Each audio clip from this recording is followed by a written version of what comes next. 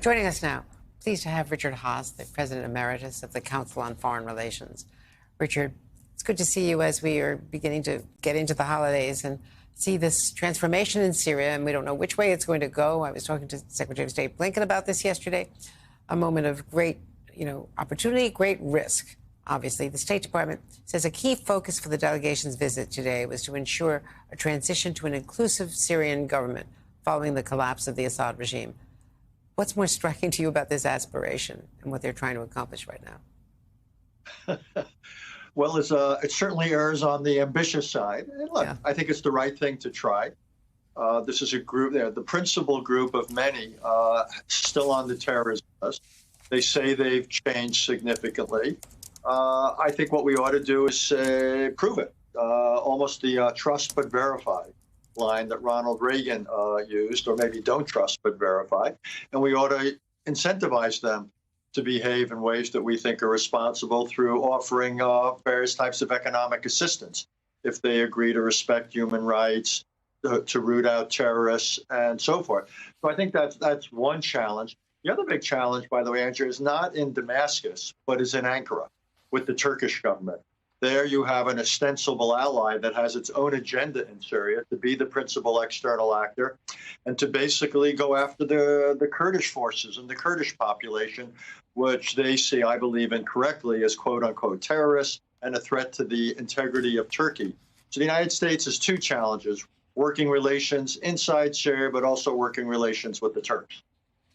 In fact, there was a disclosure from the Pentagon today that there is more than twice as many U.S. troops in the region or on the ground there than we had been told.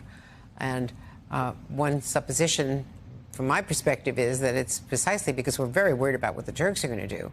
Because if they go after the Syrian Kurdish forces who are our allies, who have been helping to guard the ISIS prisoners, who helped defeat ISIS, that's something that Secretary Blinken was just in Ankara trying to talk to Erdogan and get him to back off, because he views most of those Kurdish groups as terrorists who are anti-Turk.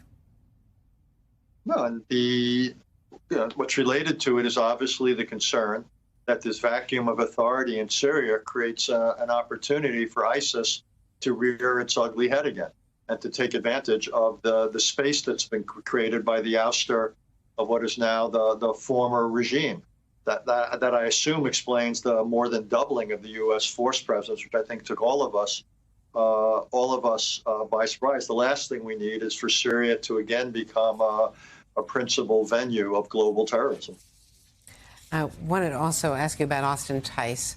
I asked Secretary Blinken about that yesterday because Deborah Tice, his mother, has been really frustrated, clearly, in interviews with us, about the lack of people, boots on the ground, people on the ground, Americans, to try to find him. Others are there, journalists, as you know, Richard Engel was there, and following clues and found what was identified as one of the cells that he was in as recently as 2022. Here's part of that exchange with the Secretary of State yesterday on Morning Joe. Do we still think that we can get Austin Tice out? And she's appealed now to Vladimir Putin, as well as getting a promise from Bibi Netanyahu he won't strike Syria where Austin Tice might be. But why can't the U.S. go in with special forces covertly, maybe you can't confirm that, and try to find him? The most important thing is this: any piece of information we get, any lead we have, we're following it. We have ways of doing that, irrespective of exactly where we are. And I can just tell you that this is the #1 priority, is to get Austin. And Roger Carstens is there, the hostage negotiator, was there today with the Assistant Secretary of State, Barbara Leaf.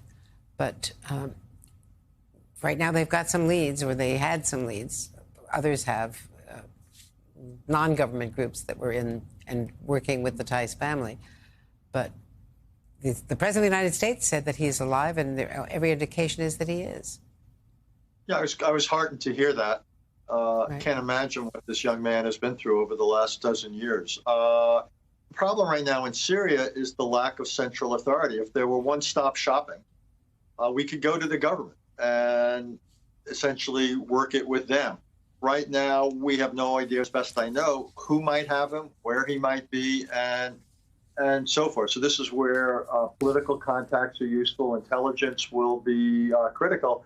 And then if we are fortunate enough to find where he is and that he's still alive, then obviously we can either diplomatically or, as you suggest, through intelligence means, special operations, what have you, we can then find a way to extract him, to rescue him. But the critical thing is obviously information here that is actionable. And I should also point out that Keir Simmons, our colleague in Moscow at the annual news conference with Vladimir Putin, asked him specifically if he would ask Bashar al-Assad, who is in Russia in exile, what might have happened to Austin Tice, and he said he would. Quickly, before you go, what level of hope do you have about a Gaza deal in the coming weeks, even before the inaugural?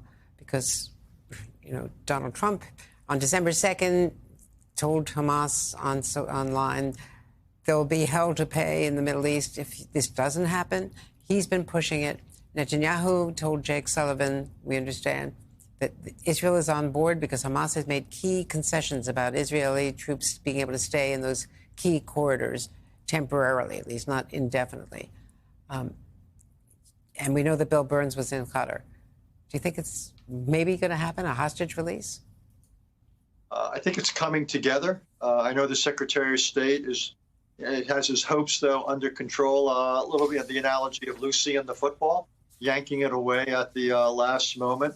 But I think the odds are at least even, maybe slightly better than even. I think the Israeli government can't wait, say, until the Trump administration comes in, because that looks too cynical, that they're using the hostages as pawns. So I think Israel is finally pretty much on board. Hamas has been made, shall we say, more flexible by their military setbacks.